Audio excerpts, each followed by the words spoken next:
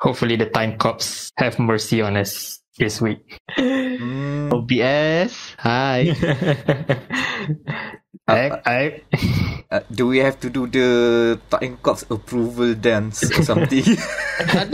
the ritual or something? I don't know, event one I guess. Or unless the usual dollary dues would work. I don't know. If you pay now, you get 50% off for your next TIMECOPS approval. Pre-order your TIMECOPS approval pass now. Bribery season pass. Oof.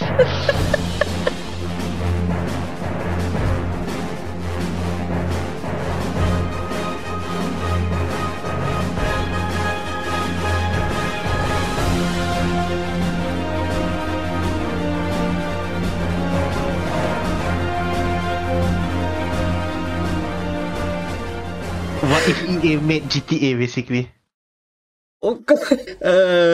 Welcome to dia.log, the Game Matters podcast. Welcome. Woo. Yeah, I'm looking and we are recording for episode 88.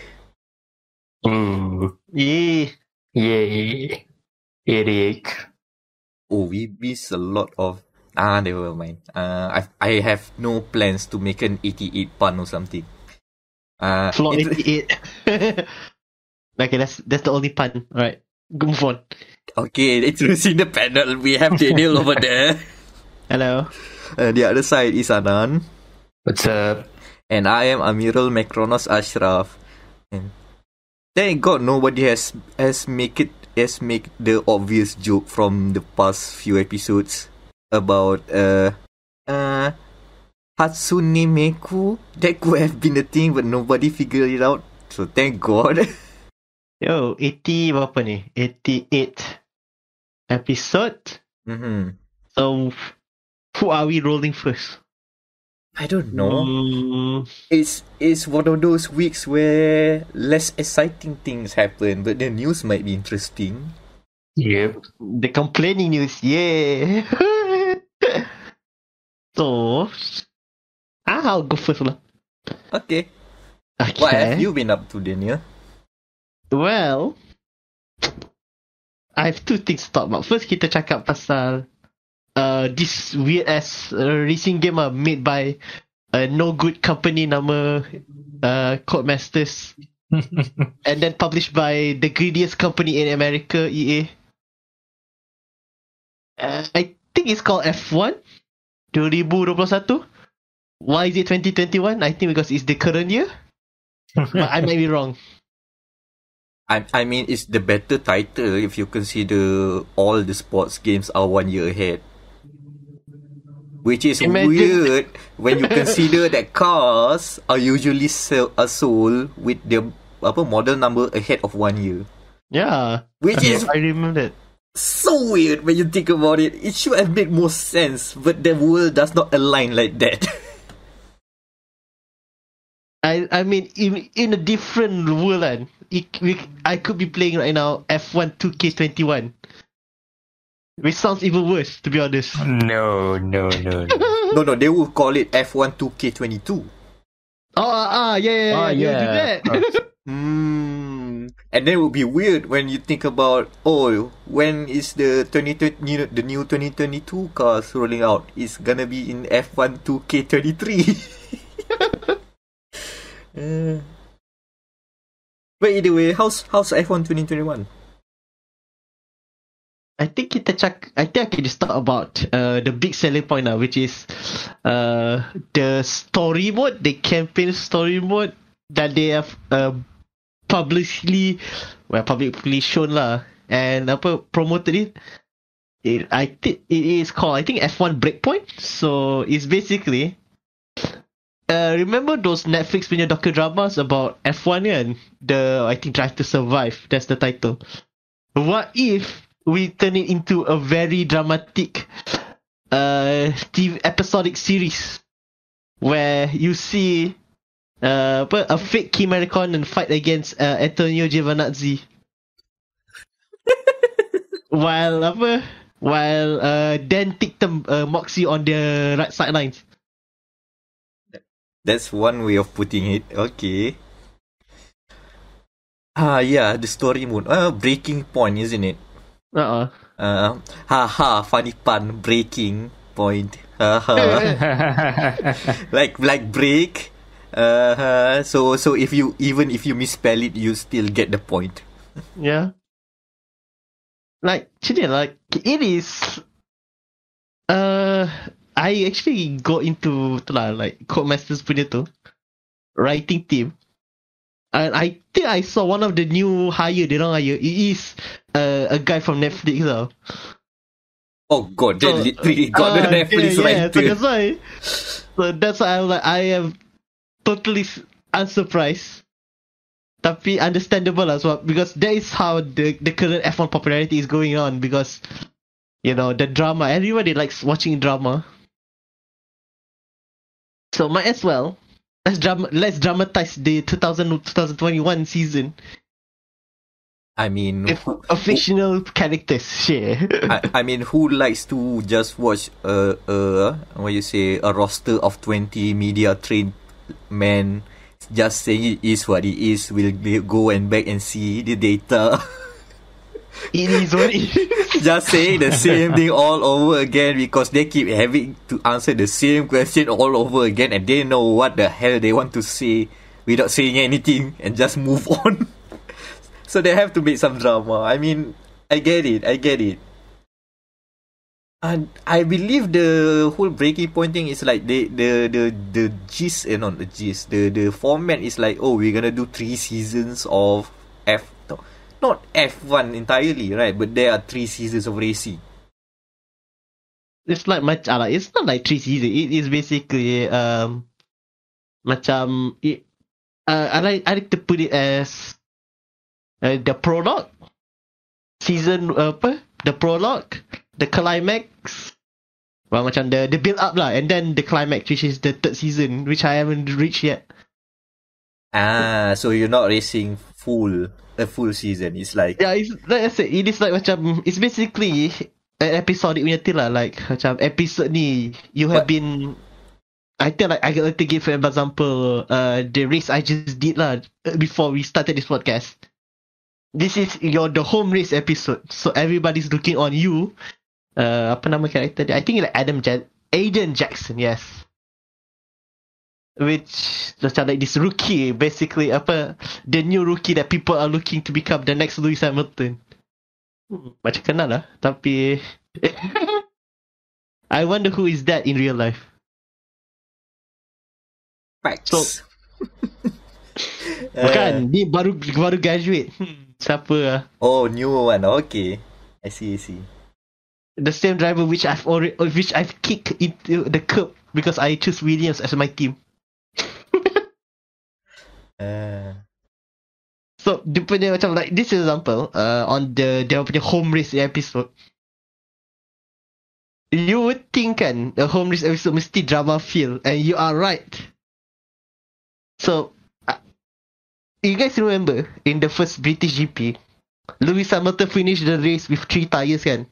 Yeah. With a flat tire. Lewis did his best. What do you call Lightning McQueen impression? Guess what you can do during that episode? What, you racing with 3 tires as well? Yes. Okay. Like it is just like, oh no, your tire literally tengah in the points because you're in the Williams and points are literally a secret thing, and then oops, tire pancit. You can pit on the final lap, so you can maybe chase for the 1 point, atau try to drive this car for macam Hamilton lah, 1 lap. Boleh tahan tak?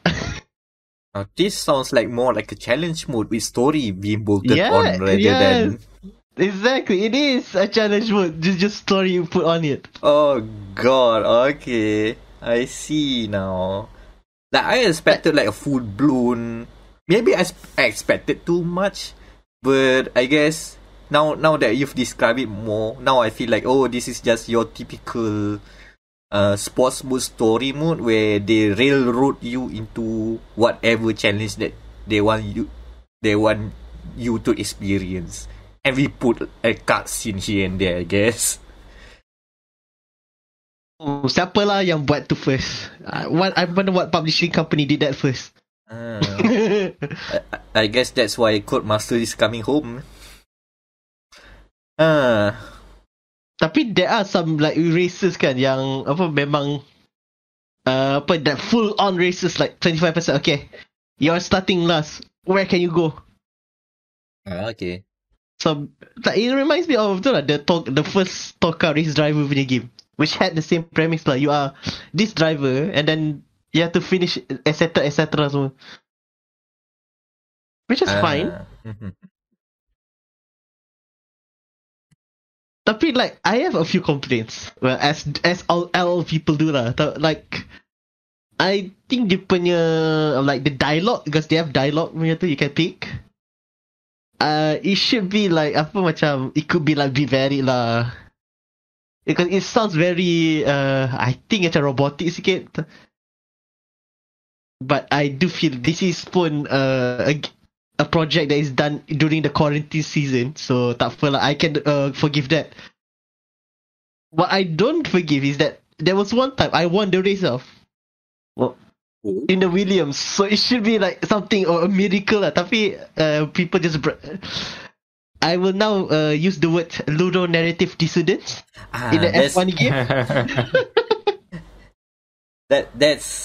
That's the thing that I feel like that's missing, because they railroad you so much that even though if you like majorly screw up or you overly overperform, no, just follow the story. We're not gonna make it more than anything that is not under the script. Okay, I see. Yeah, I can't believe I am using Lewdo-Narrative Dissonance in F1 game, but here we are.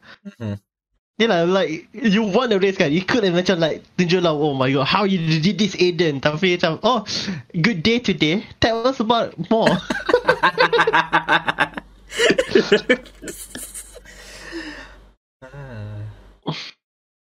I think like they didn't expect, because I am playing it on the second hardest punya difficulty, not the hardest. Hardest is hard. This is challenging lah, so the middle ground. And I am quite challenged juga lah sometimes, tapi fun. But when you have those type of thing, why don't you just say, oh no, congrats on the podium semua? No, tak ada. So, which is a hit and miss, I think. Maybe they can work in it on F1 2020. Maybe like macam do a starter of the season, like maybe or maybe Aiden is like about to see the new car for the first time, etc lah. You're giving them other ideas for next year then. Yeah, that's why. Tapi I like the tidbits lah. Like some tidbits like if you are Racing Point punya driver kan, you will get a message from Otmar. Oh, Lawrence Stroll has bought the team, so now you will be Aston Martin next year. Okay.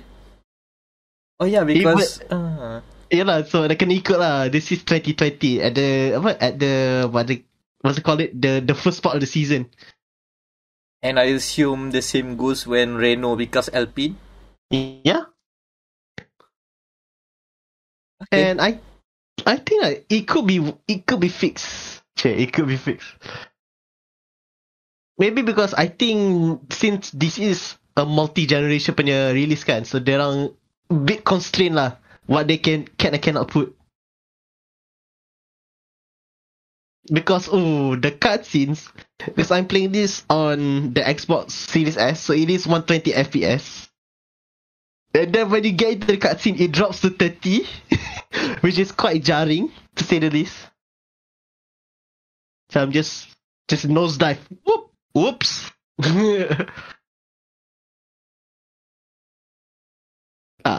Not bad. Okay, so outside the story mode, what else is interesting for this year? I think it's the handling. The handle, which if you're playing the story mode, kan, you can feel because the cars, because the first part of the career of the story mode is you playing 2020 in the cars, kan, and you can yeet those cars everywhere. When you go into the second part, when you're using this year's cars with less aero punya tu.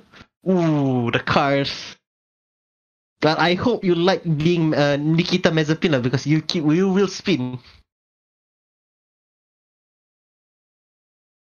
Which is yeah lah. So I think it is a good call for Codemasters to make it as accurate as ever. Spin.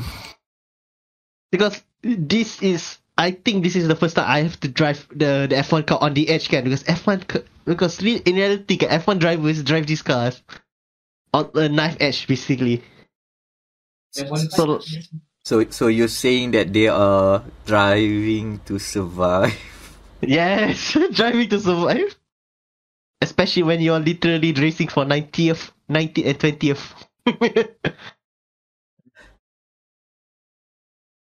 But I don't know. I think there's like a tweak code. Like the cornering sekarang is quite unique, because you cannot eat, because in the last few games, like 2020 and 2019, you can, as I like to call it, and as I just told them, both of them before the podcast, I would like to eat the curbs, basically hug the apex as huge as possible. But now you can't do that, because if you eat the curbs will feed your back, and you will spin. Hence why a lot of esports drivers are complaining that you cannot do that anymore. Which I would like to read, because kelakar agak dengar dia orang complain.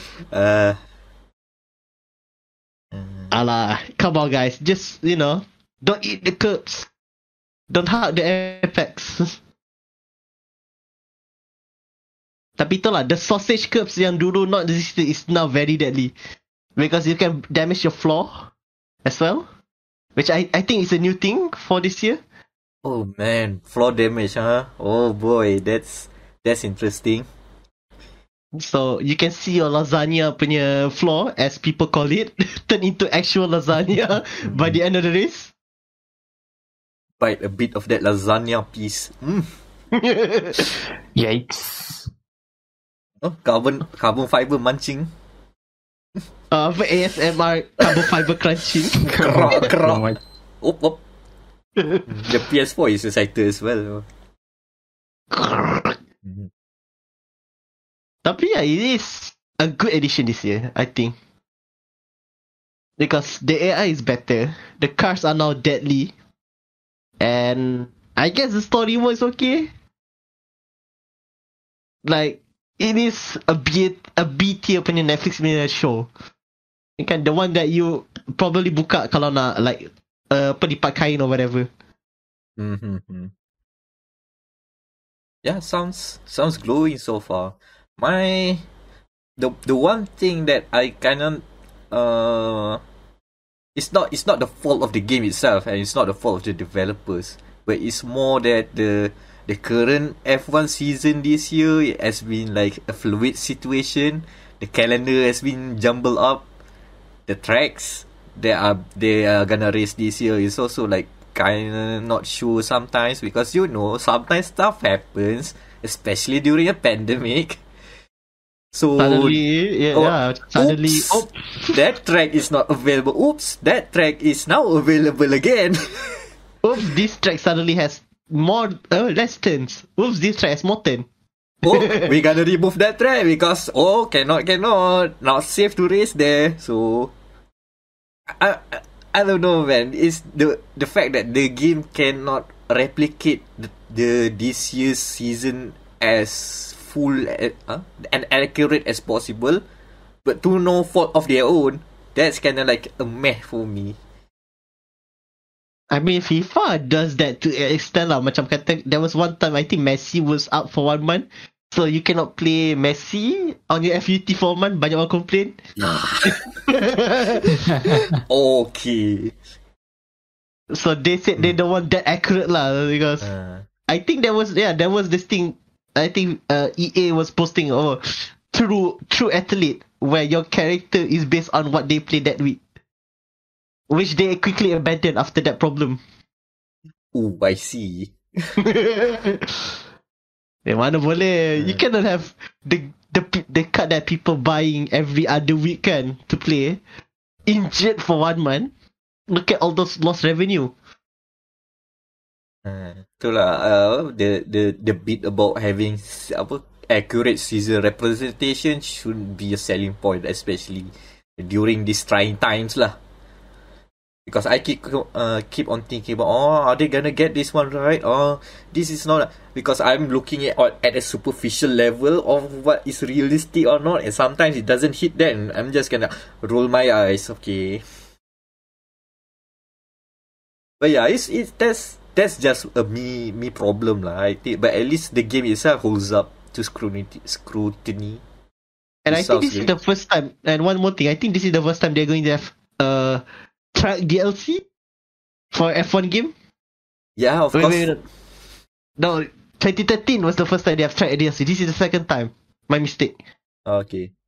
So, but they have 3 tracks that we have raced, tapi didn't include in the first part of the season, which is I think Imola and Portimao. Portimao. And also this one other track that we won't talk about because it violates human rights, tapi okay. We'll see. If the track's good, maybe we mention it one time. But for now, let's just roll. Yalah, the track that violates human rights. Man. Yeah. Is that it for F1 2021? Yeah, that is it. I think boleh tunggulah a review when I finally finish the story mode in like 2 weeks time.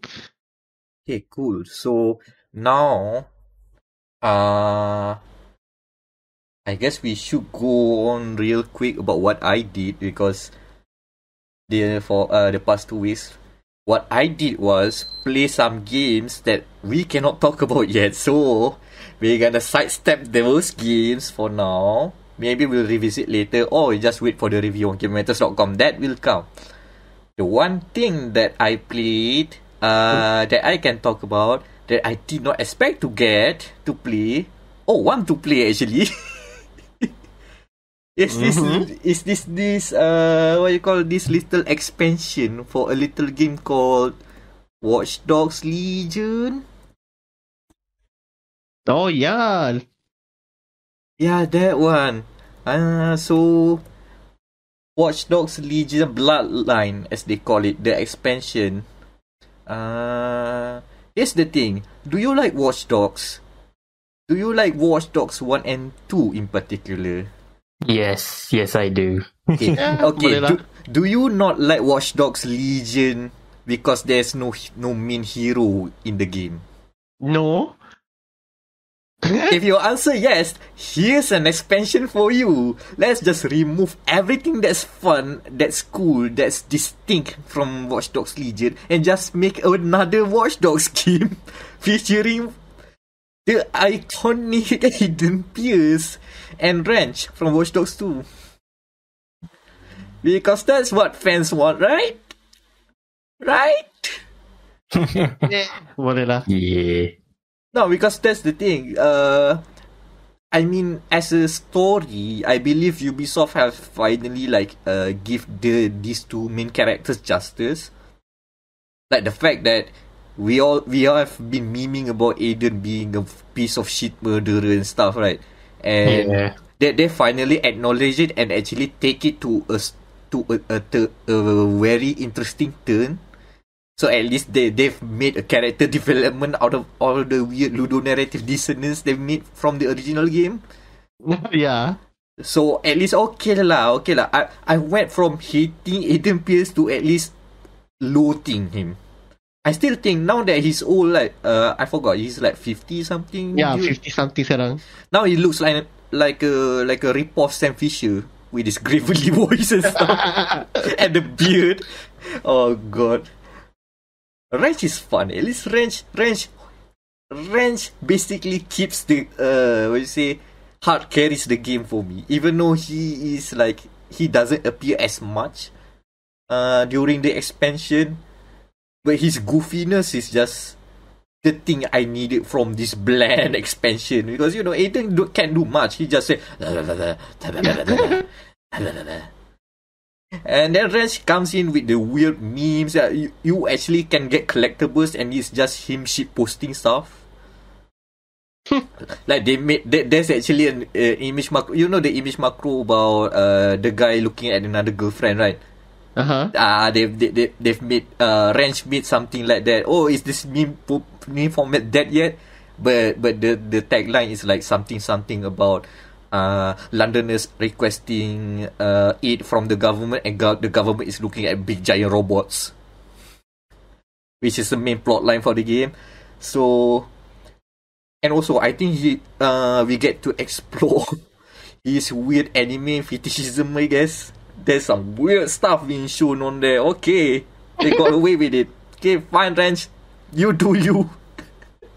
But otherwise, this game plays like Watch Dogs 1 and 2.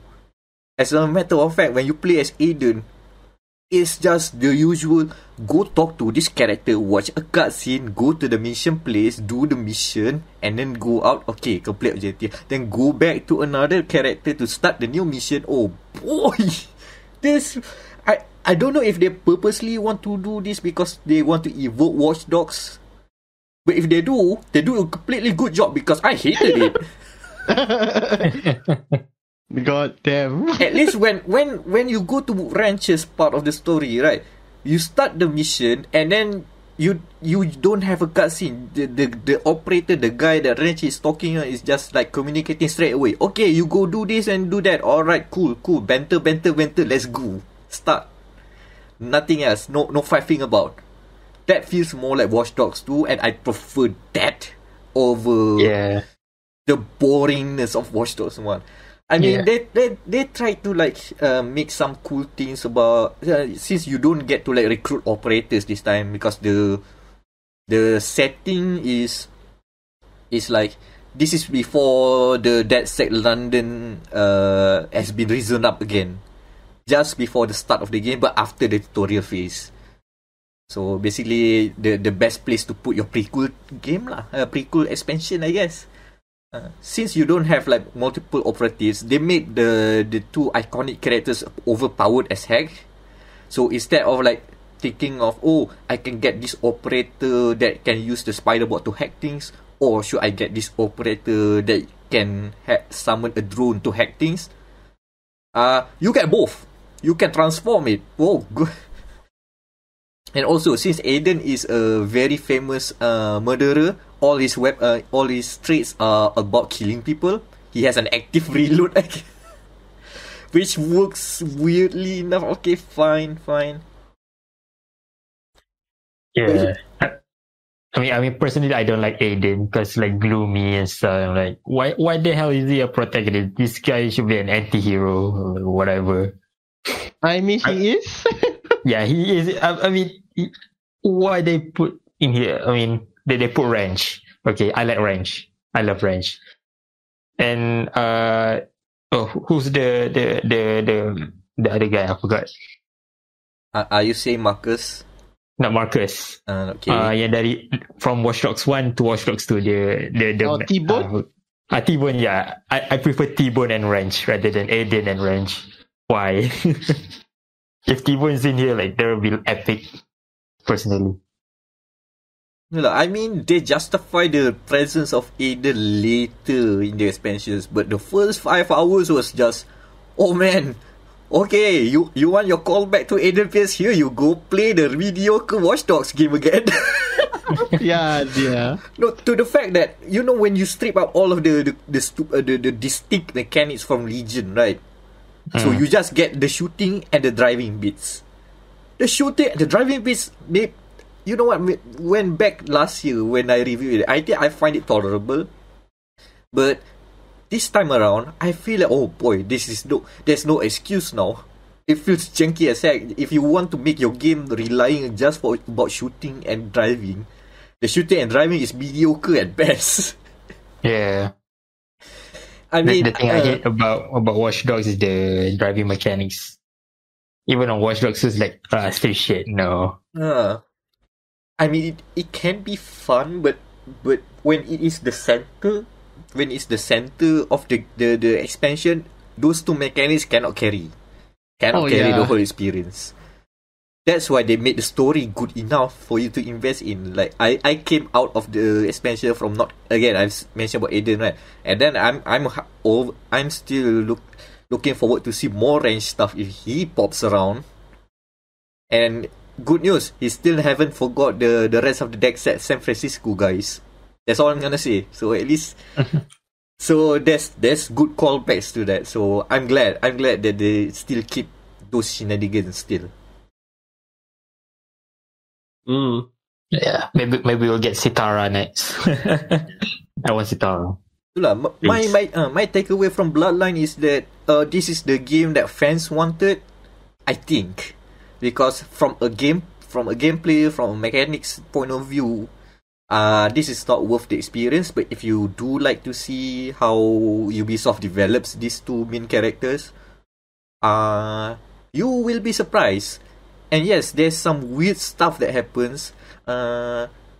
Remember the bit about the base game from Legion where some weird things happen when you meet a very, how do you describe her again? That character, I don't know how to describe her. It's there's weird things that happen in the cyberspace that take some turns. Right turns specifically in probably some looping corridors.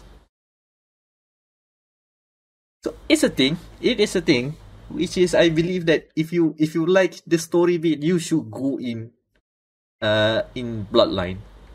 There's fun bits in there, but if you just want to see, do you get to do more silly things? Nah, the character kits are not that fun. It's just, it's distinct in practice, but it's not that fun. Range can call his weapons all stupid names all he likes, but still, the machine gun is called Shredder Senpai, by the way. Unfortunately, despite the silly name, the machine gun is shit. It doesn't good. Oh, shut up, PS4. Okay, relax. He doesn't like the name Shredder Senpai. No, because I'm not calling PS4 Senpai here. No, not you. But despite the goofy names, it's still like, it's not fun.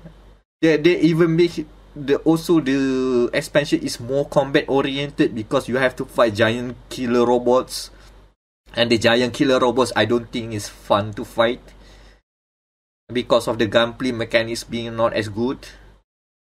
But hey, that's just me. But the only saving grace is that the story does hold up. But I wish this is just a nice detour rather than, we're gonna make Watch Dogs 4. We're gonna put back the linear story again in this open world route. If they go in that route, I'm checking out. I'm at the door right now. I'm opening the door. I'm gonna go out from this Watch Dogs room. See me whenever. I'd rather go Far Cry if they go in that route. At least Far Cry 6 is not political, I guess. No, not political at all. No. No. They say it's political now. Fine, it's fine. Technically, Watch Dogs Legion is political. The whole bit about Watch Dogs is political. You know, what you say? Not voyeurism. What do you call it? Cyber snooping stuff. There's a term for that. Privacy. All about privacy. Selling stuff. Corporations. And we go to Legion. Now we go back to totalitarianism. Fighting the government. Yeah, that's Watch Dogs Legion. I recommend it to the most loyals of fans, or if you like to dress up Aiden Pierce in silly hats. Throw away the iconic hat and just grab something else. Throw away the iconic hat. That's what I did. He looks much better as an old geezer. Or you can dress him like a grand nanny. Who cares though? Not Ubisoft. No, Ubisoft. Oh man. Dress him up all the way you want. You can dress up Range too, but the mask stays on. The mask stays on. It'd be like that.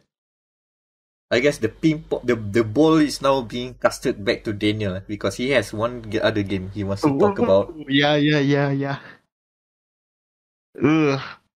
So, one of the games that I talked about in the last episode during the Steam Summer Sale, Damage Report, there is this one game.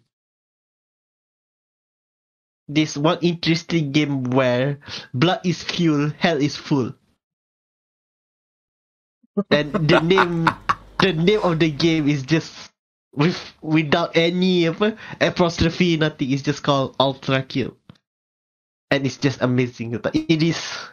I am sad that I didn't include it during last year for the games that I haven't played, because this game, as the kids will say it, and right now the game slaps, and boy does it slaps hard, because it's made by New Blood, which is, I think, New Blood is basically the modern day Apogee ke 3D Realms. I want to say modern day 3D Realms, but there is a modern day 3D Realms. Yeah. They are alive now with all the retro shooters. I mean, not all, because as you can see, ULTRAKILL is on the other camp. New Blood is, I guess, as the name states, the New Blood of the the retro shooters, the boom shooters, if you might call it. Cause god damn, this game. I think like someone just called. I think one of the website name is just Devil May Gun cover. I don't remember. Devilmayquick.com. Yes, Devil May Quick. This game, something else. It's just like, it is basically an arena shooter. But what if you put in Devil May Cry? So betul-betul just crazy. Hideki Kamiya crazy. That's the right word. Hideki Kamiya crazy. Like, okay, go ahead. No, so you're saying you can be smoking sexy style in this game? Yes, it is. I think SS house something. I think. What is the term? I don't remember. Tapi there is an SSS before you go into the biggest one, which is ULTRAKILL. Yes. Okay, of course they put the grading system, the highest is the name sick itself. Tapi yeah, this game, man, it's just, you have to go fast, and then you have to memang you have to think on your toes very quick. Like, imagine one of the bosses they can go very fast. So the only way you can kill them is by, I think, for my way I use a real cannon that explodes you and him. Tapi if you kill him enough times, you won't get killed because the blood from the down enemy will heal you up back. Nice. SSS is Sadistic Shitstorm. That's the SSS. Supreme Sadistic Shitstorm. That's the triple S of ULTRAKILL.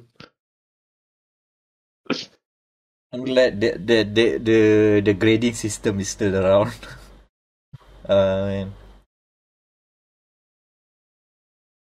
That reminds me, did Bulletstorm ever... I know Bulletstorm does have the scores and the silly names for the scores, right? But do they have a grading system? No, right? No, they don't have a grading system. That could have been the Devil May Quick. They missed a trick there. Now I remember it. Okay. Devil May Caught.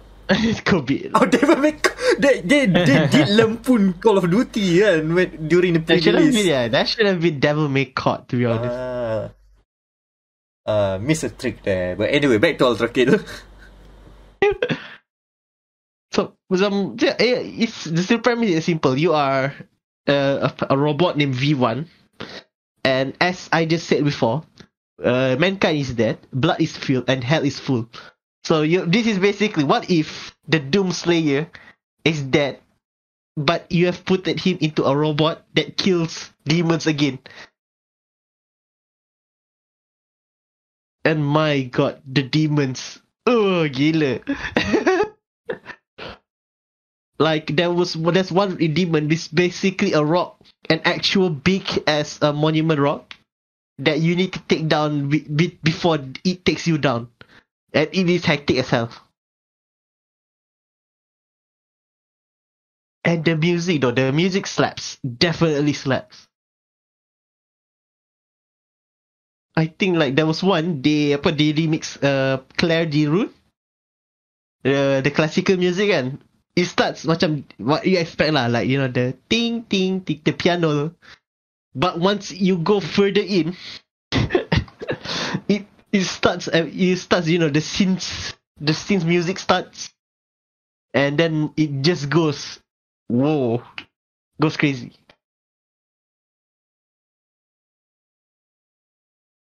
I think like for this type of games, the music is important and they nailed it perfectly. I think any more questions from the floor?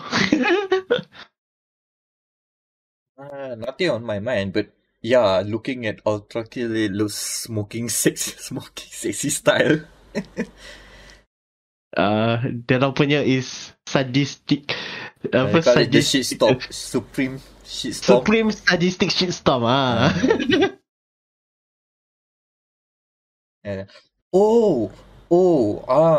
I just want to make mention. But there's a pyramid level in there, isn't it? Yes. Does the word power slave have any mention in the game? If you can recall, does it? I haven't. Terbalik, they call slaves to power. I see. I see. Copyright free. I see. The copyright free version. That's all I need to know. That's all I need to know. Great album, by the way. 1984, was it? But what a good year for heavy metal fans. Copyright free. Very subtle. Gonna remember the lawyers up there are very trigger happy. So yeah, that's right. Needs to be copyright free. Cool. I know that imagery looks familiar. Okay, they better be if they're gonna sell it to metal fans. That's how you do it. I mean, better than those guys ever do their video games. Oh my god. But that's it for ULTRAKILL. Oh yeah, one more thing. Is it no? There is a setting. No, there's one more thing I would like to talk about. There is a setting kan. They call it the camera setting kan. You can put your gun left-handed, right-handed, center. Quick. Okay. Yeah. I kinda assume since they boldly say it's Devil May Cry. Yeah, sure. Left, right, quick. Doesn't need to do anything. Not even center. They just call it like that blatantly. It's okay. It are not litigious. Tapi ULTRAKILL man, get it. It's like 39 ringgit. And I hate it. It's like 28. I was like, okay, just get it. And I think already almost 2 to 3 hours in, because this game is basically Devil May Cry quick with Hotline Miami, because one shot they can kill you in one shot. Okay. Alright. Because normal they can kill you in one shot. As it does.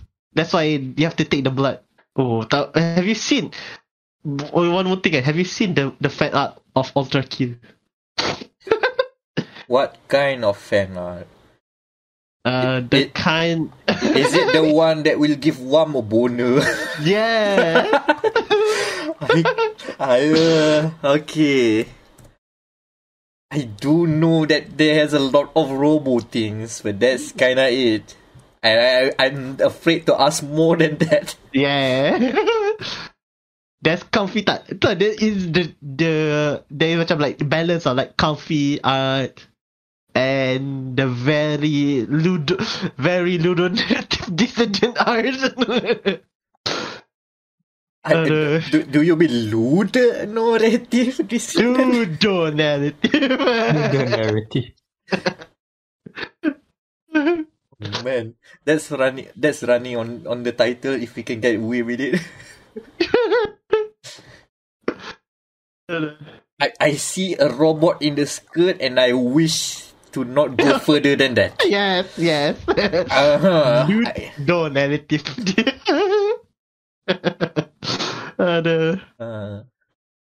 And that is the wild game that is ULTRAKILL. Okay, I see a thick thigh robot. That's it, man. Nope. Okay, That's enough. See? Before Google thinks I'm into something else, that's enough. Man, got the weird ads lately, man. I mean, since we're gonna move to the news, and I guess we need a tangent before that. You know, I've been playing a lot of PSO2 still, right? New Genesis. Yeah. And I've mentioned the game being, very anime beat. No, not anime beat. Very anime-like and also whip beat. So, as I've been playing more of the game, now I've been bombarded with ads for games that I used to play.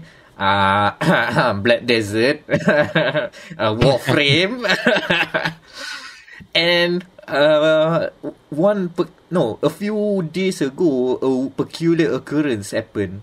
I've got an ad for Dead or Alive Venus Vacation. It's the gacha Dead or Alive game, the one with gacha swimsuits. Oh yeah, now I know. Yeah, that one. And you know what? I try and click there and see where it leads me. Oh, it leads me to the other borderline loot game site, which has doesn't lead me to the loot site. That's another URL, but they have a mainstream front end lah.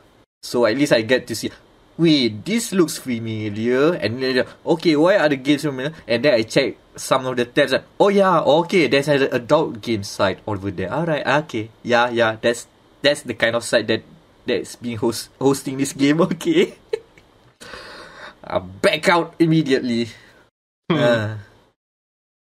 One of these days, I will be a degenerate if I keep on continuing this lifestyle. Just say that if you want to be degenerate, just open ULTRAKILL hashtag and dive in head first into the ULTRAKILL hashtag. Opening YouTube is already boring to me. You know, everything. Oh yeah, new VTuber clips. Is it another loot beat? Yes, it is. Yes, it is. I mean, sometimes it can be fun, but if I get like 10 of them all in a row, that's too much, man. I don't want to be horny. I want to be happy. Why not both? I don't want to be horny anymore. Anyway, the news. Alright. The news. Surprise. We got the Switch Pro. Oh yes, the Steam Pro, yeah. Why did they call it the Steam Deck though? That's a weird name, Nintendo. Wait, is it the Stream Deck or is it a Steam Deck? Which one? 3 in 1. I'm not talking about the handheld thing.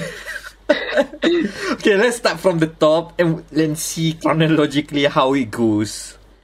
First off, the long-rumored new hardware for the Nintendo Switch has appeared, and despite all the rumors and speculations, it is not the Switch Pro.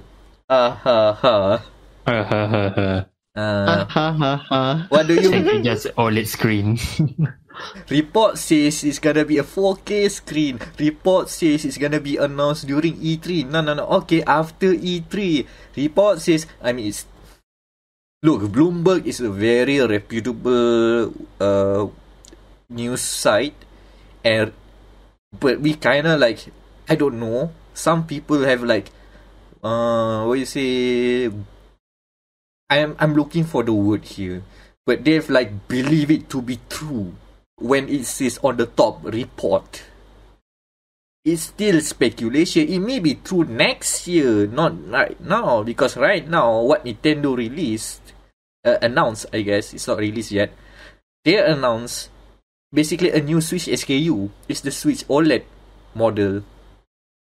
Nintendo Switch in parentheses OLED model. OLED. So instead of anything, upgrade just the screen. Yeah, no upgrades. It's not even a mid-cycle upgrade. So it's not a Switch Pro. No. It's just a new screen.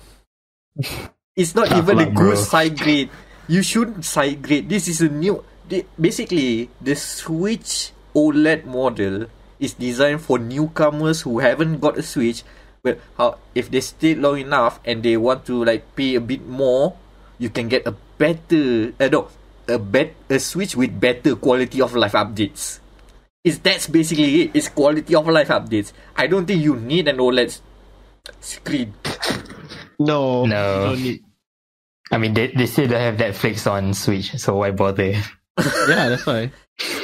I mean, bigger screen and OLED is, if you're not familiar, as like, okay, how do you describe OLED being better than normal LCD? Infinite contrast. Infinite contrast. Infinite contrast. Basically, the black, just turn off the LED. The black is blacker, right? Yeah, black is blacker because they literally turn it off. The LCD, the LED. Right. Yeah. But that's it. This is not something for already existing Switch owners to upgrade to. But since the hype train has been going so strong and it cannot be stopped, despite Nintendo not making the hype itself, people are disappointed. How are you disappointed of something that is not even confirmed? Again, don't take everything with a grain of salt. Even if it's a Bloomberg report, I still believe that may be true down the line. But this is not the line yet. We haven't arrived yet. The hype train may be going on, but it's kind of derailed right now because of the the expected announcement being something more tepid than what people wanted. Again, a lesson of not putting expectations or rumors and speculations. That's all I'm gonna say. Nintendo fans, you've goofed it. You've done it to yourselves. I was not on the train. I'm just looking. Okay, where are they going with this one? Oh, new model. That's not a good side. But you know what? I'm looking at the OLED model. If I can get one for a good price, I might hop in. So that's one potential sale already gotten to Nintendo because of this. Not for you guys who are already in the cult of Nintendo, but I'm coming in. Don't worry. You shouldn't be mad. But yeah, it begs the question in the fact that the Switch is already how many years old and the old Tegra chip is not getting better. Yeah, it's almost 5. Or already 5. 2017, I remember. Yeah, 17, 18, 19, 20. Oh man, it's almost for the next gen. Yeah, we've already seen new generation of consoles. So, what I mean is next gen for Nintendo. Next gen for Nintendo. That is a tough ass. True. That's the thing. I'm not thinking. I'm not expecting a Switch Pro as in a mid-generation upgrade. The better choice might be. This is armchair. Just armchair. What would you say? Armchair CEO talking. That's the word. If I was CEO of Nintendo, I'm not gonna make a Switch Pro. I'm gonna make a Switch 2 with backwards compatibility with the Switch titles. Exactly. Make it The Switch is so good. Why is there no Switch 2? Make it next gen, but bring it back compact just to be at par with in terms of the services being offered lah.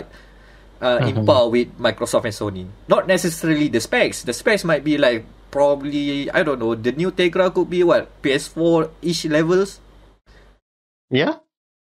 If it's a bump of power, I don't mind as long as it's a bump of power. I don't mind if it's not. It's still lower than a Xbox Series S. That's fine. Yeah, that's okay. I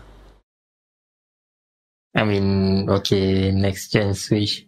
I mean, I got the naming idea, but it's not family friendly. Nintendo Switchblade. Switchblade. No. No, Nintendo USA block.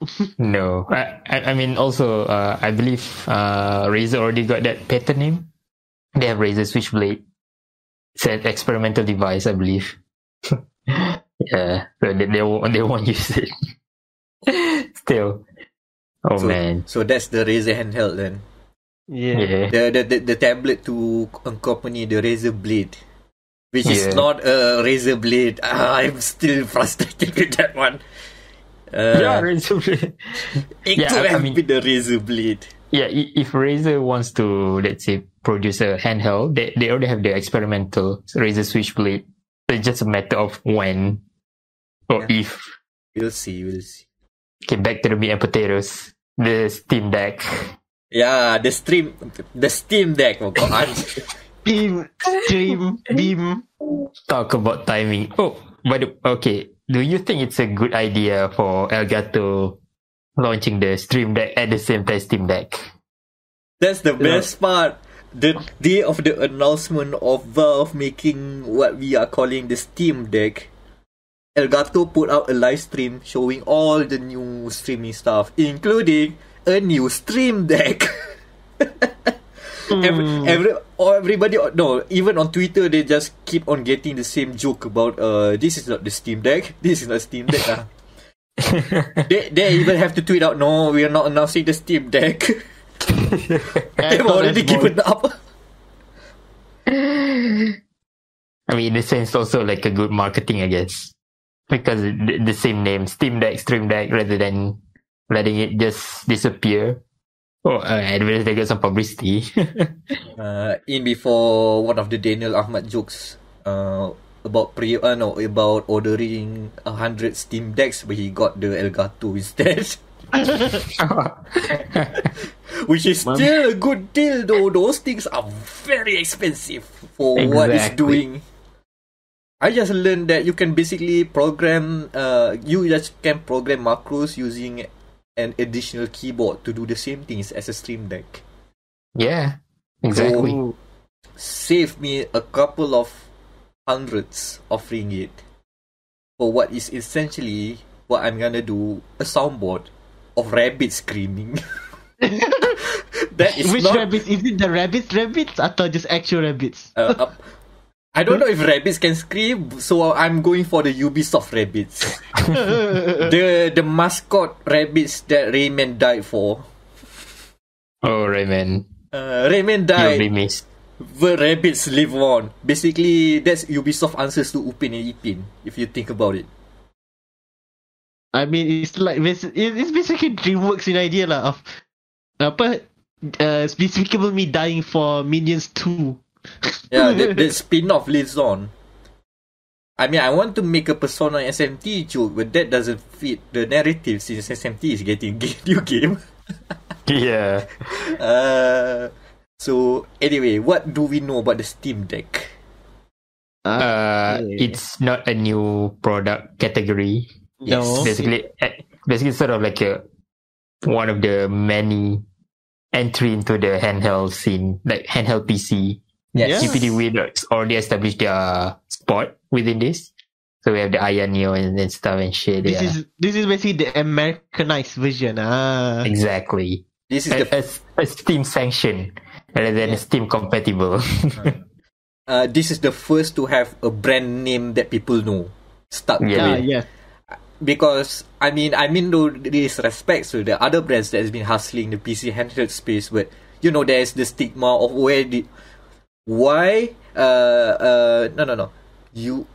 are they and why are they making this, and is it even good? Is it from a place that I have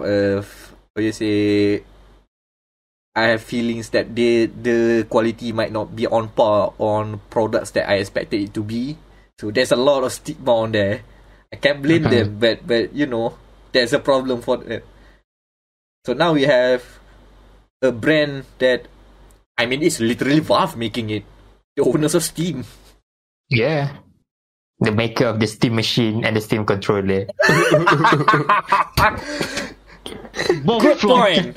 Because even we attach the brand names, we have seen history that Valve have made many failed machines, made failed hardware, and games. I mean, the Index was more of a what is it call it? It's not the norm. That's a very specific success story there. Yeah, because it's a product. It's a category defining product, so to speak. So they can take advantage. Also, HTC is pretty good at hardware, so credits to HTC. But yeah, okay. So Steam started with the Steam machine, and then the Steam Link, and then the Steam controller, and they were like, all this fail. You know what we're gonna do? We're gonna mash it up into the whole device. Why not? That's it. Yeah, it can stream as well as play games, right? Yeah, and exactly. a small form factor. Okay. With the controller, yeah. It's a Steam machine with a Steam controller with Steam Link enabled. All in one machine. Yeah. That makes a lot more sense now. Yeah. Okay, what do you guys think about the controller layout itself? I mean, okay, we have the touchpads. Yeah, which the is touchpad cool. is good, excellent. But for me, like the touchpad is like a good design choice. The twin touchpad, just good. Ergonomics wise, I tried like simulating using some boxes, and it looks okay. I mean, it's feasible because I see like it's sort of thick, and then it's up top, and with the first and second finger on the trigger shoulder buttons, the thumbs within the range of the buttons, and then the thumbsticks. So I can see ergonomics being okay at the very least, if not excellent. We'll see later. Yeah, because this is not going the Joy-Con route. No. I hate the Switch ergonomics. Because my pinky finger literally hurt every time I play like more than 1 or 2 hours. It's not ergonomic at all. Because that's the thing, when the reactions start pouring in, some of the people see the weird way the face buttons, the D-pads, and the thumbsticks are laid out, and they have like adverse reactions to it. But then the alternative is the Switch Joy-Cons. Think about it. That's terrible. No. The Switch Joy-Cons are designed that way so you can share the joy, so to speak. They wanted to have that half of the controller can be a controller by itself.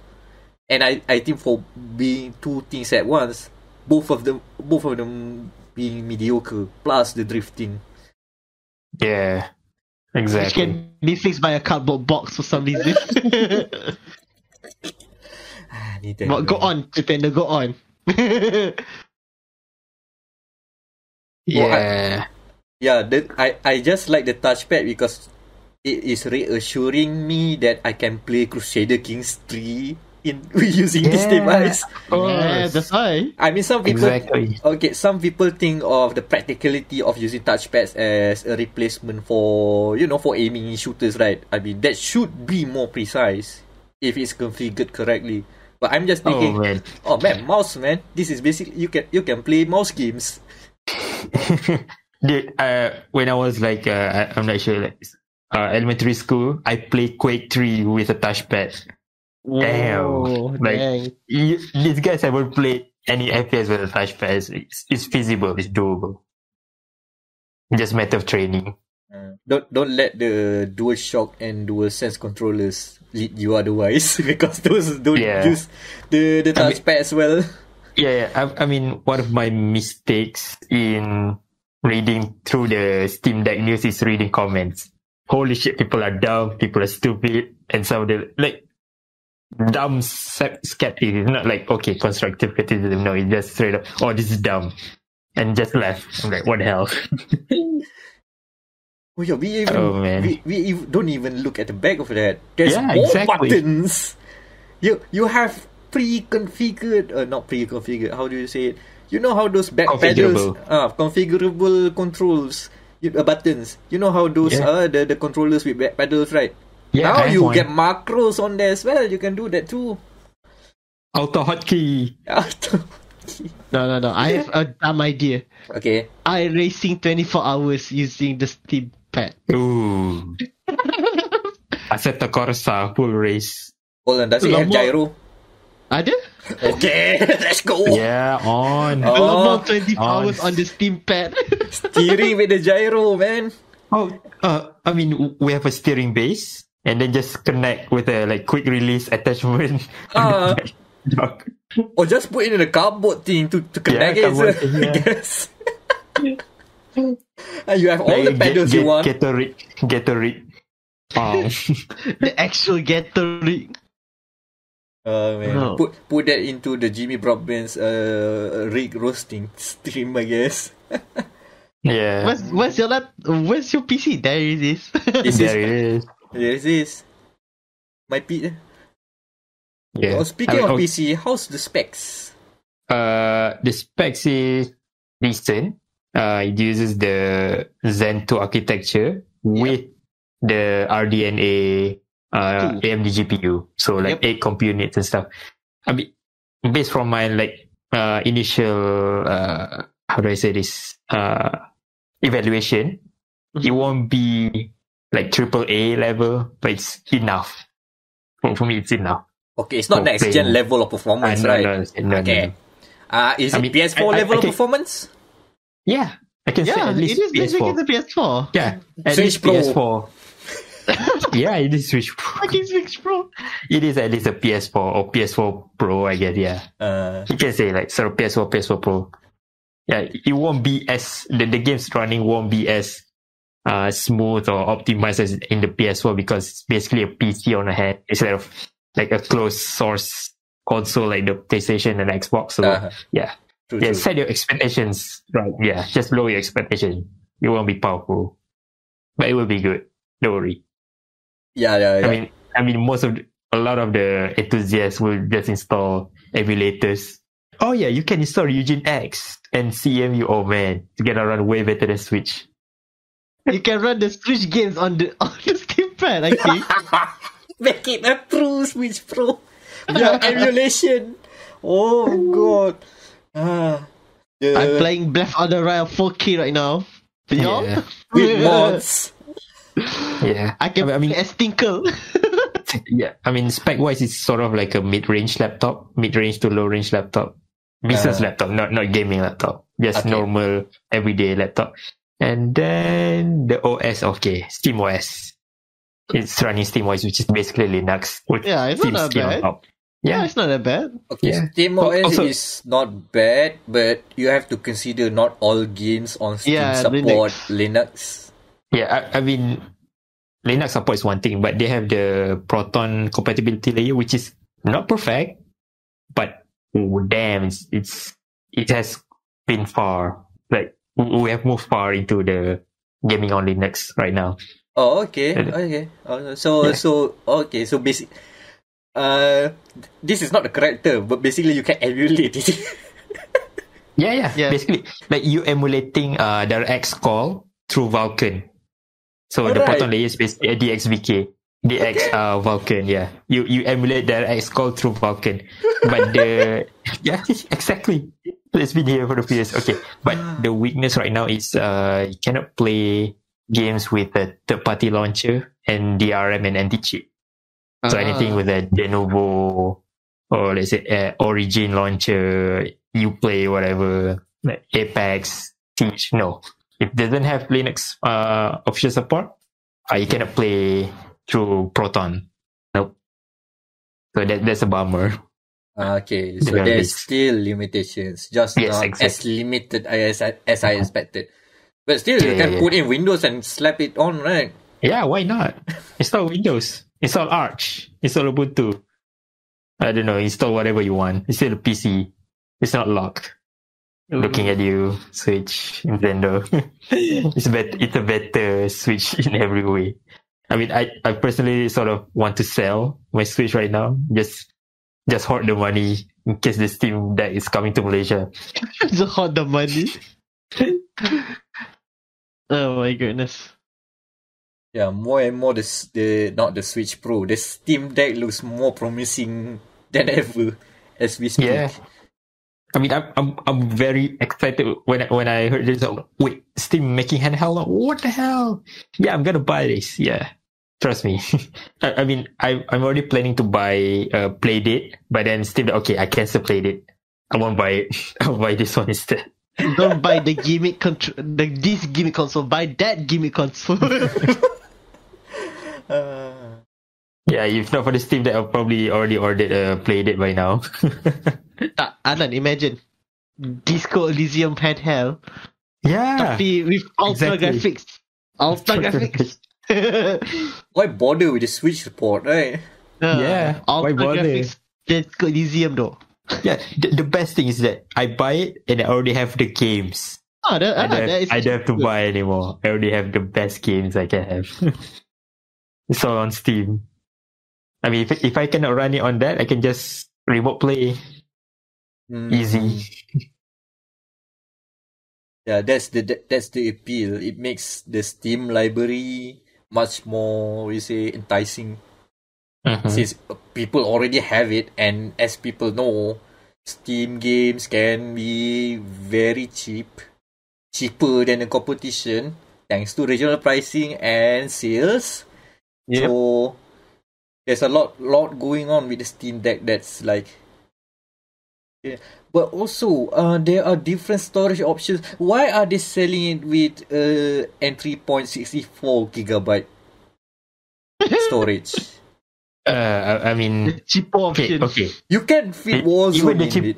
Cheaper option is kind of expensive because they're not selling it at a loss. It's not like the PlayStation or the Switch, because that ones they sell as a loss. They can recoup it back to the online service and games. This one, Steam selling it as it is, like the whole 9 yards shebang. Just take what you want. Like we're not cutting off any. Because they already made money, plenty of money. Why not? Yeah, that's why it's kind of expensive. But yeah, 64 gigs, man, it's too small. Even it's eMMC, not normal. Like, Yeah, it's not SSD, it's eNMC. I mean, it's SSD, but it's not NVMe. It's non-flash, but it's eMMC. It's kind of slow. Not kind of slow, really slow.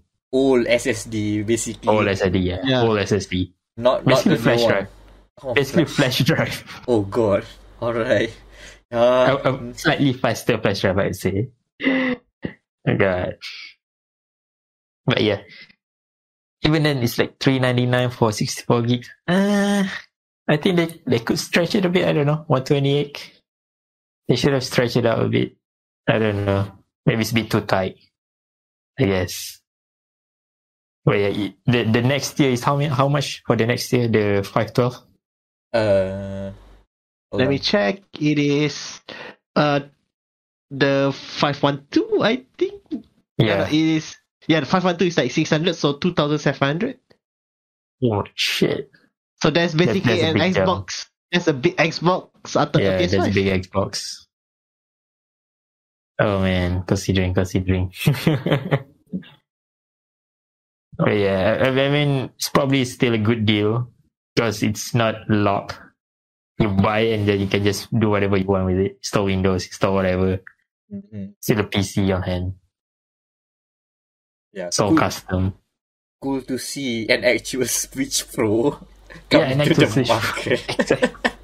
Yeah. For me And I was personally, like, oh, no Switch Pro, fine, I'll do it myself. for me personally, the Steam Deck is not for me, considering that the main appeal is like portability, right? Well, guess what? My answer to that is that I buy a laptop instead. I mean, it's not the most economical route, of course, but that's just how I prefer my PCs. And I mean, I don't play in the bed as much as I do now with this. So yeah, it doesn't serve for my needs and purposes. But I can see people are coming to it, finding ways. I mean, it's already, we've mentioned it before, it's an emulator machine waiting to be unleashed. Yeah. That's big potential if you are into that side of the scene. I mean, if you don't have a Vita, buy this one instead. Oh, you can revive the Vita. The Vita means life. Vita is... I mean, okay. Speculations aside and everything, my main concern is the ergonomics. I mean, size and stuff. Like, yeah, that's normal. The ergonomics. I want to see how it's gonna play out when it comes to the ease of use. Because that's the most important thing. That's also my question is, where's the heat going? Ooh, they have isn't the heat vents at the back? Yeah, they have so it's gonna be quite hot then. Of course. Hot then. Of course. I mean, it's basically like a console chip.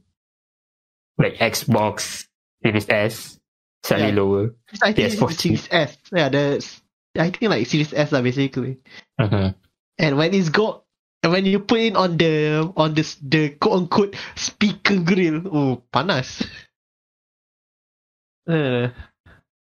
That's an interesting thing to test. How hot does it go? Apalagi we have to play what's the highest graphic game? Metro Exodus? Ataupun CP277. Oh yes, of course. Can it run CP277 without heating up? Or burning your hands? Oh yeah, how's does it have an engine sound? Does it go vroom vroom when it's full on power? When it go full when it's on fire. I mean, it's a small fan. Having noise is like mandatory. I mean, yeah, it has to have noise, but yeah, how loud is it? Okay, how loud is one thing. What's the pitch of the fan? Yeah. Okay. Yeah, if it's high pitch, I'm like, oh my god, no. I think they can use the fan from the console, the current consoles there. Like, DM could have fans. I mean, the current console is kind of big fans. Like, size matters. Like, if you have small one, it's going to produce a high frequency vibration. It's gotta be high pitch. The loudness is one thing, the pitch is one thing. It's gonna be loud and whiny. Yeah, it's like a basically laptop fans. The Pikami special. Pikami special. You know what? I found a stock image of the Steam Deck being connected with 2 arcade sticks, and that got me thinking. This is the multi-blood machine. Put it in the bathtub. Let's go!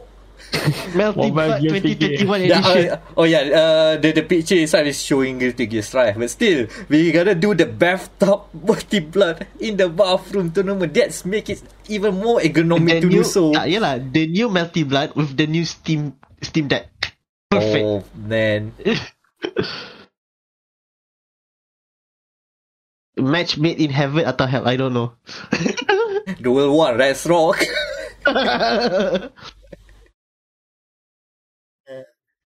Yeah, but personally, I think the price is kind of expensive for the base price, for the base models. That maybe they should upgrade it. I don't know. Yeah, I think the main barrier is the price. If not for the price, people are gonna buy it a lot more. But if one can see the value, why not? And availability, don't forget about that. Yeah. Okay, funny thing about the availability, they listed it down like US, everything, and then UK and EU. So, officially Brexit now. Brexit is Brexit. I see. Okay. Yeah, that makes more sense. Small note, UK and EU. Separate thing now. Okay. I think that's good enough on Steam Deck. I mean, it's just announced. We still haven't got like the whole shebang, the whole 9 yard yet. So yeah, let's move on. Yeah. Time to switch it up. Let me press the stream deck button here. What's next? So, during the E3 event recently, by recently I mean last month, wow, that time goes fast. There was announcement of Death Stranding Director's Cut, which we joked that, this is probably Kojima having fun with thanks to Zack Snyder. So apparently, recently, in a bunch of tweets by the man himself, he doesn't like the term Director's Cut. What, he doesn't want to release the Kojima cut? Because, okay, so in this tweet, in this article by Polygon, they said that he really doesn't like Director's Cut because specifically, Director's Cut the wording is for movies. And as you can see, this is not a movie, this is a video game. Wait, but Kojima recognizes it's a video game? Wait, progress! Okay, I'll read it. In the game, it is not what is cut, but was additionally produced that was included. So, my opinion, I don't like to call it Director's Cut. Dude, did he even understand what Director's Cut is? Yes. God. This is big news. This pandemic has made Kojima knows that he's actually making video games now. Dude, I mean, props to Kojima. He actually has self-awareness. I thought he was all up on his ass with all the cinematic games and all that. No. That's movies are movies. We are making video games, which is interesting to see. So it's not the director's decision that wants to call Death Stranding's PS5 edition the director's cut, which explains the other game that's getting a director's cut for the PS5 later next month. Later next month. Okay, here's a problem which I think we're going to talk more about the next article in this. I mean, like, Sony is having, I want to say, branding problem, give or take, because you have two games kan, orang dah recognize as basically classics kan. Death Stranding and Ghost of Tsushima. You don't need a director's cut, to be honest. Like, let's say kan, like, for Ghost of Tsushima kan, why not just use the word expansion for the new island? Or do what Spider-Man did? Apa nama the island? I forget already lah. Iki Island. Ikishima. Maybe call it Ghost of Tsushima Iki. Yeah, whatever the name is. Ikishima. Do letak the what's it called, the apostrophe, the two dot, the dotted line. You know what would be I feel like the new trend of director's cut is them moving away from calling each game the new edition of the game of the year edition. It's that kind of trend again. True. Like I think this is like Jim Ryan kind of thing. We're gonna make a movie. These AAA games are experiences, interactive movies. So we're gonna put like director's cut to emulate movie. Yeah, fuck that. I mean, look. I prefer the way THQ Nordic does things when it comes to re-releases. They do stupid puns. Yeah, they do stupid puns and stupid names that kind of associated with the title being mentioned, which makes it even harder to remember. When you see that title, you know it's a different version. Easier. So, SpongeBob SquarePants Battle for Bikini Bottom Rehydrated. Darksiders War Mastered, Darksiders 2, what is called it? Definitive Edition. You forgot one more. Red Faction Remastered. Yes, that one too. I mean, tapi that pun doesn't work for Ghost of Tsushima. Tapi for Death Stranding repackaged. Oh yeah, that's good. That's good. 10 out of 10 delivery with 5 stars. Redelivery. Redelivered. Like that. Redelivered. Kan, Kojima kan like titles macam movie lah. You can do that. Like, Death Stranding Redelivered. Ala-ala Die Hard. Death Stranding Express. That's why I think I don't think that's why he doesn't like it, because Sony didn't give him the creative freedom to rename the game. No wonder he's running to Microsoft now. Of course. Sony suddenly give away his creative freedom for no reason. Oh yeah. Footnote. This is still reports, rumors, and speculations. Don't get your hopes up again. Don't get your hopes up, guys. But still, there are talks. There are talks with the Microsoft folks, but we'll see where it leads. Yeah, true. Mm-hmm. I mean, Sony probably did learn from Konami. Why? Maybe the Konami people masuk Sony. Who knows? Maybe. Yeah, now that Konami is making games, probably there's something changing in Konami, and now Sony is that's just us spitballing. Nah, this is just more armchair deliveries. Tinfoil, where's the tinfoil hat?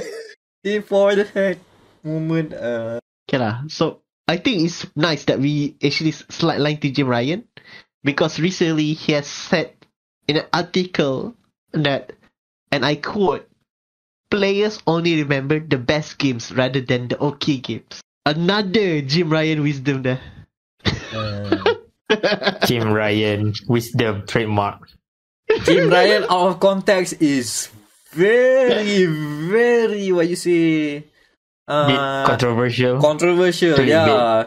But yeah, very clickbait as well. Because in context it doesn't sound that as harmful. Because he's saying it in the context of we're gonna delay games. So delay the games to make it the best version as it is makes more sense. But still, the fact that he managed to say that out of context. Out of context, it sounds like, okay, we're not gonna make games unless it's AAA movie quality. Yeah, it doesn't have the perception that we have right now that Sony is just going big budget, AAA, blockbuster, cinematic video games.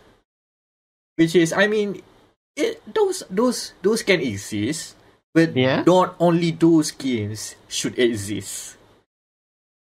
If people say right now, okay, let's take Jim Ryan's words and run with it, even though he won't. Players only remember the best game rather than okay games. Guys, I've opened the floor. What are the okay games that you remember right now on the top of your head? Okay games. Is it for console specific atau anything that you say okay games? Essentially, be great games, janky ass games, what you call it, diamonds in the roughs, those kind of games. I guess we have Destroy All Aliens. That's a janky ass game from Destroy All Humans. Yeah, that's a janky ass game. The Sinking City. Oh man, that's the Sinking City jank. Also Lovecraftian jank. Gundam Break. Gundam Break. I mean, the jankiest of Gundam games. Is it the one that we No, that's new Gundam Breaker. That's terrible. I think Gundam Breaker 3 or something that was okay. Right. For me, I'm gonna pull a even more left turn from the PS2 days. Tokyo Extreme Racer. That's an okay game, an aggressively okay game. But if you play it, you remember it because no other games come to replicate it. It's too janky.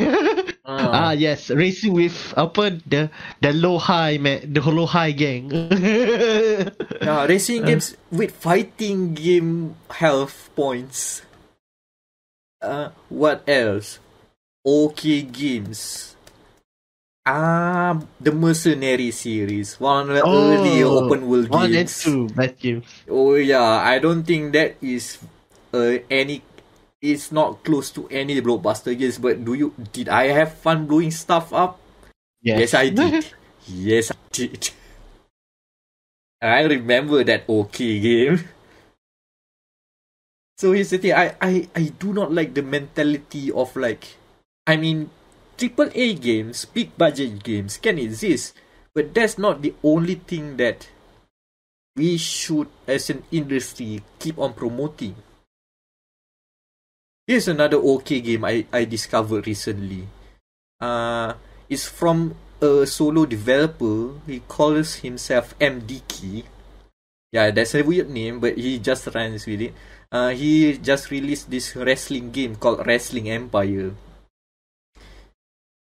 It looks ridiculously janky. It looks like a shovelware mobile game, which technically is, considering it was first released on mobile. But if you set aside the looks, you can find a very in-depth wrestling simulation. You have like different promotions. Your characters can like build partnerships, tag team partners, or make rivalries. You can go into contract negotiations with the manager, and the manager can impose some weird ultimatums like, oh, increase your stats by this and this, or you're gonna get fired, we're gonna drop you from this promotion, or hey, we have creative control of how you look and named, so now we want that guy from that other promotion, but we cannot afford him. Now you be like that guy, dress like him. It's a full simulation, but with a janky look. You might not think it's just shovelware, but it's actually pretty decent. And I find it super heartwarming that he's totally accepting the the level of jankiness that his products how they look. But recently he posted a video on YouTube basically saying, oh, we've reached a milestone of 100 million downloads on mobile for the previous game from Wrestling Empire. There was a Wrestling Empire is a sequel that it has 100 million downloads. That's a lot. Higher than any WWE or licensed wrestling games. And the fact that he can like spec talk like it's a wrestling promo. He said something like, the only thing that hits different in the big budget games is your wallet. Oh, WWE 2K22 or 23 this year. 22. The tagline 22, is it hits different. Ooh, I see. Meck talk. One solo guy making janky ass graphics games, but it's actually an immersive sim. He even make like prison games where you basically be a prisoner and stuff. Follow the daily routine, but actually like you can like beat up people as well.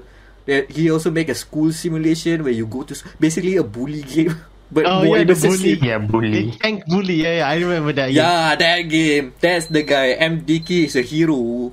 And despite him getting all the bad press, he's still keeping on 20 years on. That's an okay game to you.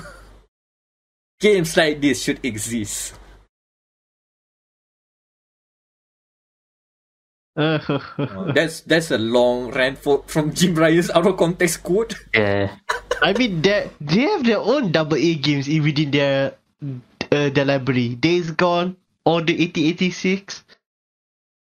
Any of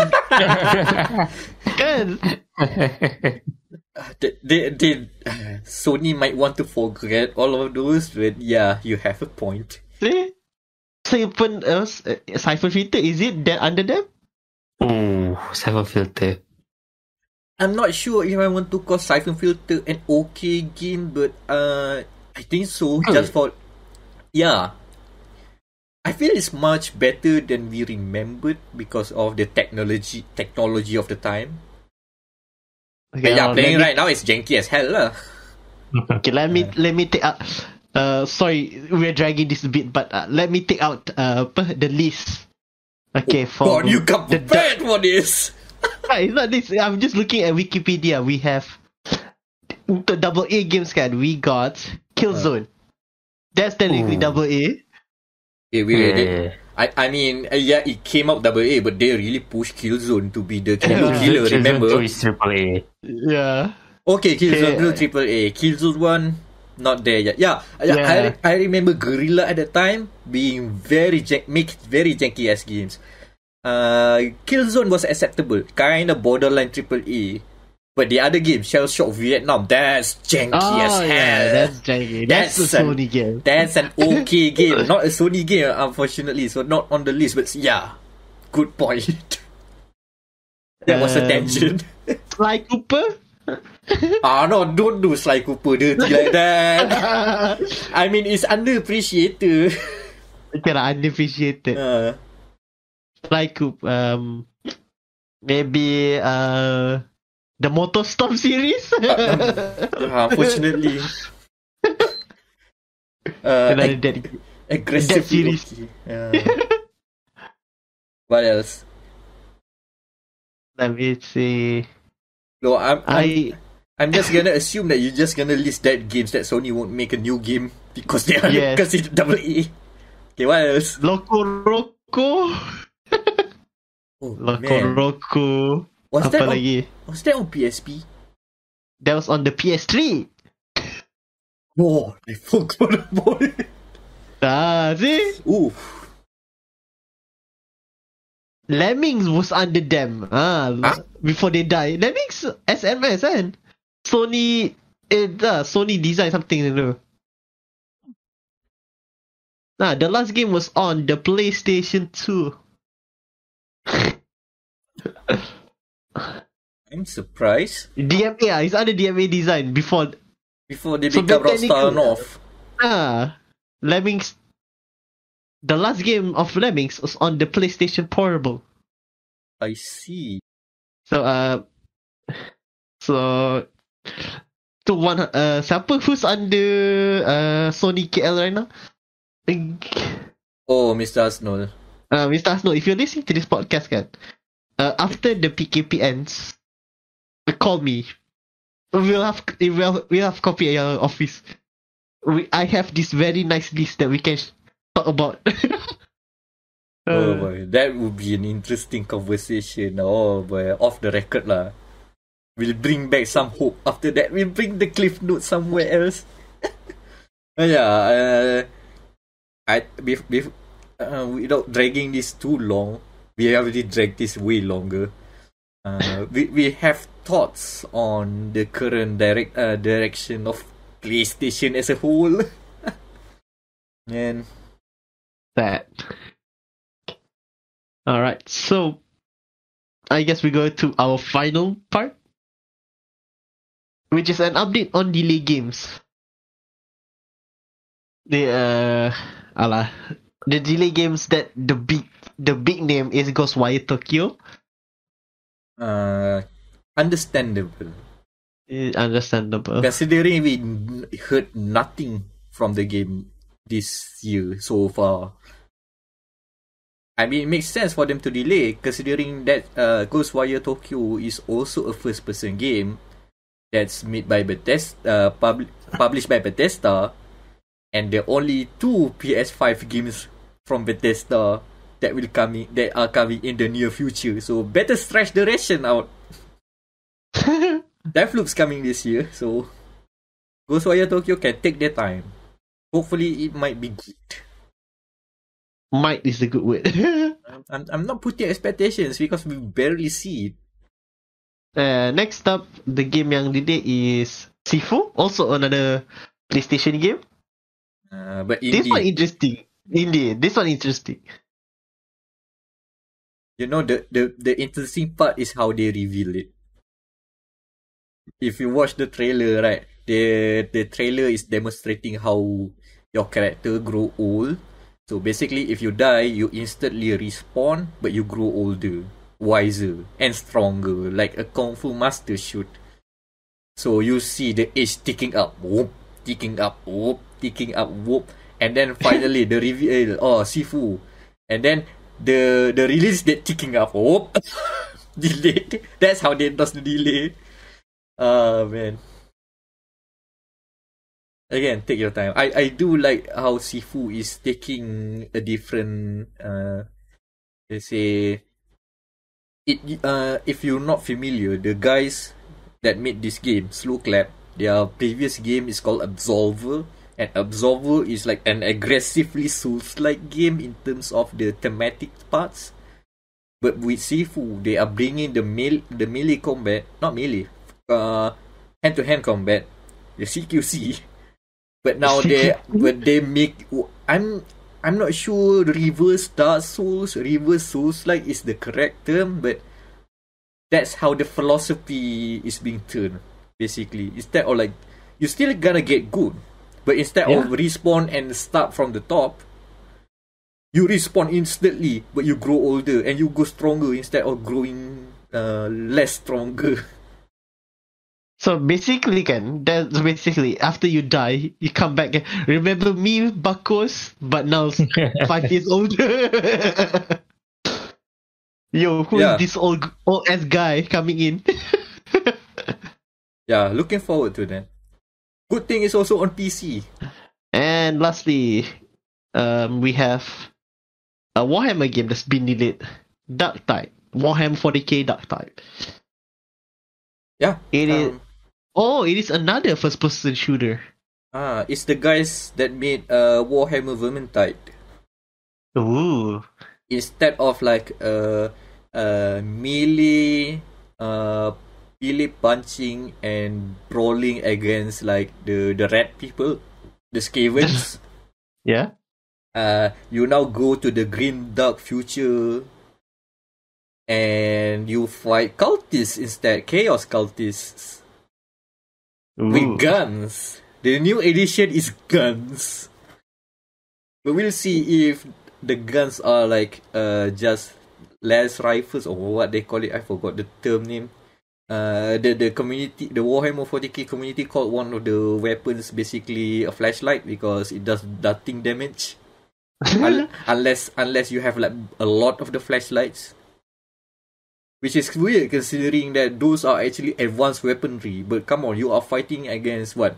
Various kinds of xenomorphs, the entropy of darkness, gods of chaos, biogenetically mutated people that are 2 times, 3 times bigger than you with multiple organs. So yeah, those kind of crazy weaponry, technically a flashlight. Torchlight, I guess, if you're British. Torchlight. A torchlight. Yeah, 2022, coming to PC and Xbox series of consoles. Imagine that. And the very last thing, no Bloodborne PC yet. I'm sorry. Big sad. I mean, for all what we said about PlayStation, Bloodborne on PC will atone them forever. Senang je tak kan, Mr. Ryan. It's just easy. Save your fan base in one simple trick. Bloodborne 60 FPS on PC. Yeah. That one sentence is enough. Bloodborne on PC. The announcement don't have to be a blog post, don't have to be a trailer. Just post the tweet, the line, and one image. That's it. That's the tweet. That's how you do it. And then after the announcement, there's a link to the PlayStation Store. To the Steam and Epic Game Store to buy it. Until that day comes, that's our stance. Alright. So thumbnail time. Yep. Yeah, so sorry. Ooh. I assume a Switch Pro will be on there. Yeah, a Switch Pro. Yes.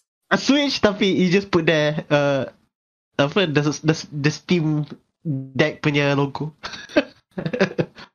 Or the other way around. It's a Steam Deck tapi letak Nintendo punya Logo. Yeah, and then put the Elgato Stream Deck in the tagline, just to make everything confusing. Yeah. Yeah. And then maybe Stream Deck, not this one. not this one. And then put the robot for ULTRAKILL. Safe for work. Okay. Don't go inside there, Meck. Don't go there. Unless you have one with you. I mean, I would be even more worried if one is with me, he's gonna drag me to hell and then more. And then some. And there's no turning back. There's no salvation from there. Social links then. I will go first now. I am Flaky on Twitter.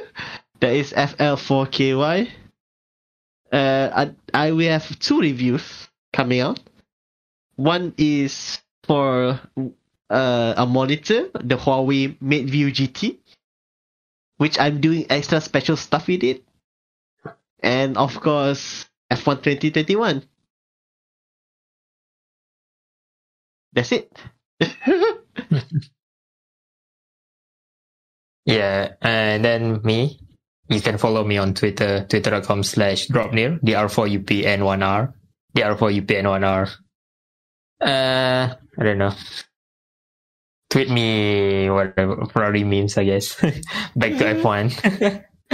Oh, no. Mazepin memes. Yeah, that one's way hotter. Meck? And I have been Amirul Mekronos Ashraf MECKRONOS. As mentioned before, there is a review for Watch Dogs Legion Bloodline. The expansion is out now. Apparently, we're gonna get more Ubisoft reviews coming out later this year, I guess. So, I don't know. It's gonna be either suffering or enjoyment. But hey, more stuff to talk about, I guess. The Ubisoft Power Hour combo. Oh, let's go. Man. Finally, come back. Season 2, let's go. What else? Oh yeah, expect something about Mini Motorways, a new puzzle game that's coming to PC sometime next week, or rather a few days after this podcast is released. So check GamerMatters.com for a lot of upcoming reviews. And yeah, that's it, I guess. That's dia.log, the Gamer Matters podcast. And Meow. Screw you, EA. Now I have to pay like hundreds of ringgit for F1 if I want to buy one. Screw them. Remember this, EA. Remember this. I'm gonna come for you. For Codis. Bye-bye, Codis.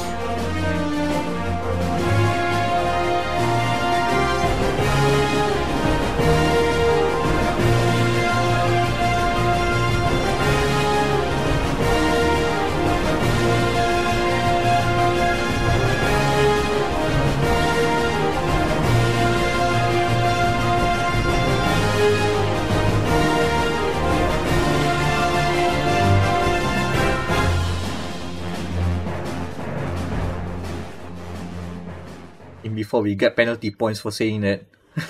The penalty points.